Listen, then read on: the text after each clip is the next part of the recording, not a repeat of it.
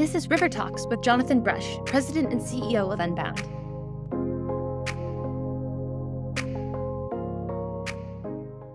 This is the third episode in our ongoing series on what it means to thrive, and particularly in the context of what it means for young adults to train and to prepare to become full adults and to thrive in that environment. So previously we talked about owning, for young adults to become full adults, they need to own their purpose. And so that requires both a level of understanding purpose and then also a level of understanding responsibility. And so in this episode, I want to talk about serving others. Think that in order to be able to thrive, we need to be able to have a focus and preparation and to be equipped to serve others. Now, to some extent, that idea that, the idea of being successful or the idea of growing up is to serve others sounds a little trite.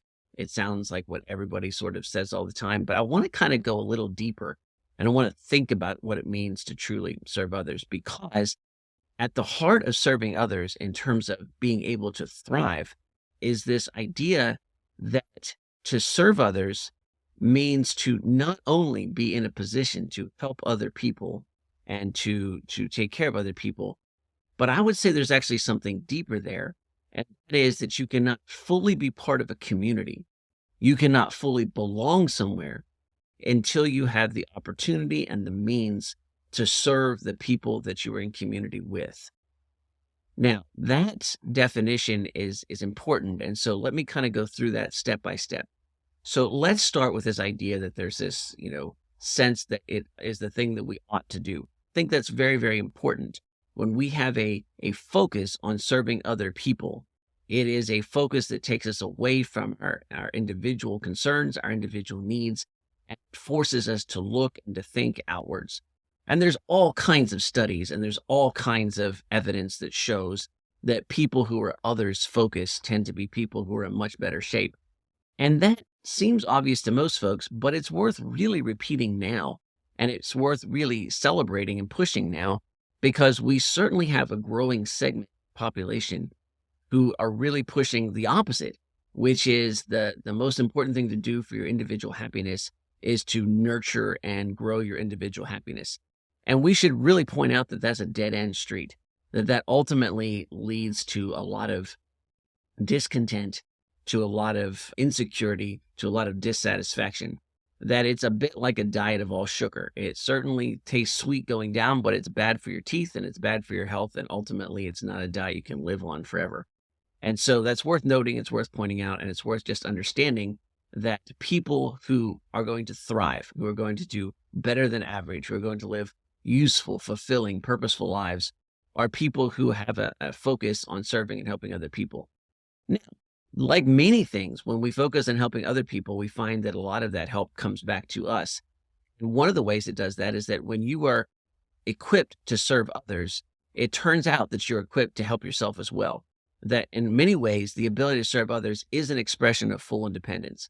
So we talked in last episode that, to be able to accept full responsibility for your purpose, to own your purpose, is this idea of being able to accept responsibility, to understand what your purpose is, and then to be able to go about fulfilling that, is to be able to have this ability to be independent, to be able to take care of yourself. And that is best expressed when we are able to help other people. When we're in a position that we can use our gifts and abilities to help other people, then we also are in a position where we're able to take care of ourselves as well. So it is kind of the evidence that we've reached that level. And then finally, that kind of somewhat counterintuitive point that I made at the beginning is that to serve others means that you are able to authentically belong to a community. You really cannot become fully engaged and fully embedded in a local community until you're at the point where you know how to serve that community and you're able to give back to that community in some sense. And I can relate this as a story from my own personal life. Many, many years ago, we were actually called to serve a local church. At the time, I was doing some part-time youth and young adult ministry, and I've since gotten smarter than that. But at the time, I was doing some of those things. And so this local church called us to serve in that manner. And so we attended the church. I'm working with the youth group. I'm working with the young adults. We're attending there.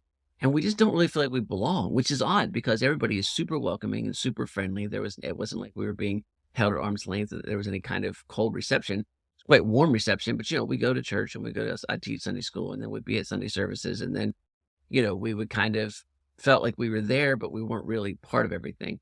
And it persisted for far longer than you would expect. And then the young adult group had an opportunity to do a day of service. And there was a whole bunch of service projects that were linked together. And everybody got together and brought their chainsaws and brought their trucks and brought their tools. And we drove to the first person's house and we worked for several hours there. And then we went to the second person's house and worked for several hours there. And we had lunch together and went to the third person's house, spent a few hours there. And we ended up at the fourth person's house. And during that day of serving together, we went from being people who attended this church to being members of that church. We ended up feeling authentically part of that community. And every time we have served with our local church, we have felt more and more a part of that local church. And that is true in almost any situation. The first time I got an opportunity to help my neighbor, I felt like I really belonged in the community.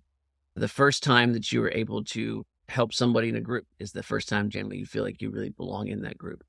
And so this attitude and this ability to serve others is ultimately an expression of your ability to be independent yourself. It is a focus on others so that you are looking outwards, not looking inwards, and it's a guard against that. And ultimately, it is the way that we become part of the communities where we live and that we interact with. So in order to thrive, you're going to have a focus on, build the skill set, have the ability and the willingness to serve others.